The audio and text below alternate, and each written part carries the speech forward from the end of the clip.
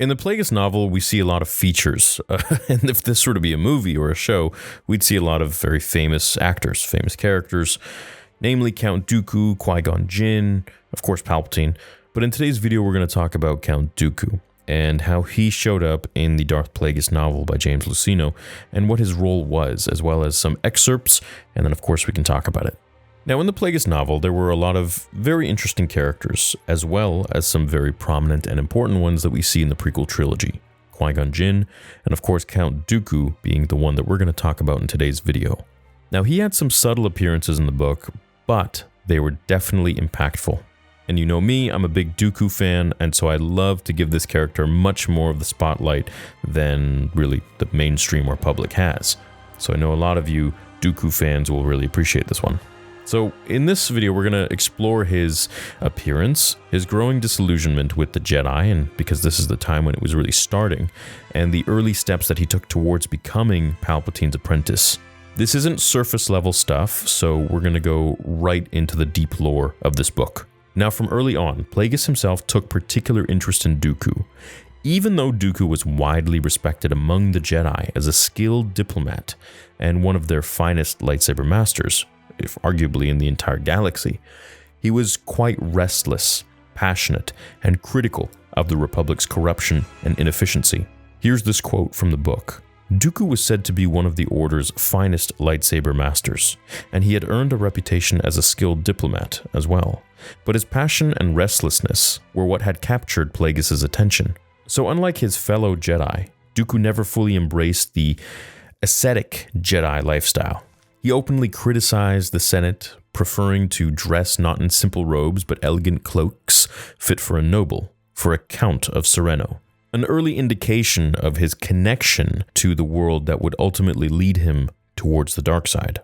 Plagueis' interests wasn't accidental. Dooku had inadvertently disrupted Sith plans multiple times, interfering with schemes devised by Darth Tenebris, Plagueis' master, to spread chaos in the galaxy. Here's the quote.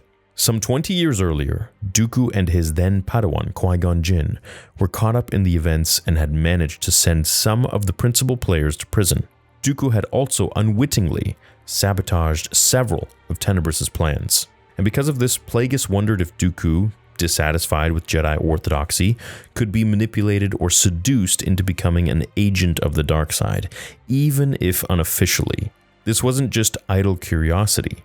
Plagueis was actively contemplating Dooku as an alternative apprentice or tool in case Sidious became unreliable or failed. Plagueis found himself wondering whether a dissatisfied Jedi like Dooku could be insurance against a reversal of fortune, some unexpected event that would rob him of Sidious, or perhaps turn to the dark without formal enlistment. Dooku's frustration grew as he saw the Jedi Council's increasing detachment from the real struggles of the galaxy. He openly discussed leaving the Order with Palpatine, admitting that the Jedi Council's involvement in Naboo's blockade was the final straw. But something else had unsettled him profoundly. This was Anakin Skywalker's arrival, whose mysterious origins greatly disturbed him. I'm giving thought to leaving the Order. I can no longer abide the decisions of the Council. Qui-Gon returned from Tatooine with a former slave boy. According to the boy's mother, the boy had no father. Perhaps conceived by the Force, as Qui-Gon believes. The implication here is clear. Dooku's disillusionment wasn't merely political, it was spiritual. He felt the Jedi Council was blindly following outdated prophecies and doctrines, blind to the real threats and corruptions that festered within the Republic. Dooku and Palpatine's conversations became increasingly intimate and political. Meeting secretly, often under the guise of casual discussions, Palpatine subtly guided Dooku's dissatisfaction, nurturing his disillusionment and stoking his interest in the power of the dark side. Palpatine adopted a hooded cloak. "You're resolved to leave the Order?" Dooku nodded. "Even more than when we last spoke." Palpatine was careful, always patient, guiding Dooku slowly towards open rebellion against the Jedi Order, carefully balancing encouragement with plausible deniability. He recognized that Dooku's influence and noble background would be invaluable in fomenting civil unrest and weakening the Republic from within. Plagueis eventually concluded that direct apprenticeship wasn't suitable for Dooku.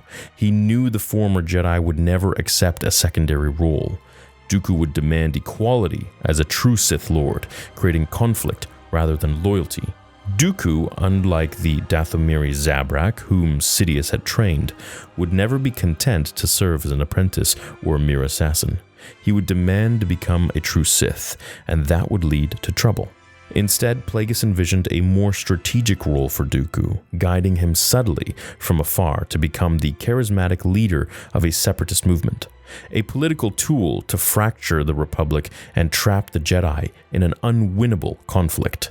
Better to let him persuade worlds and systems to secede from the Republic and foment a civil war into which the Jedi could be drawn.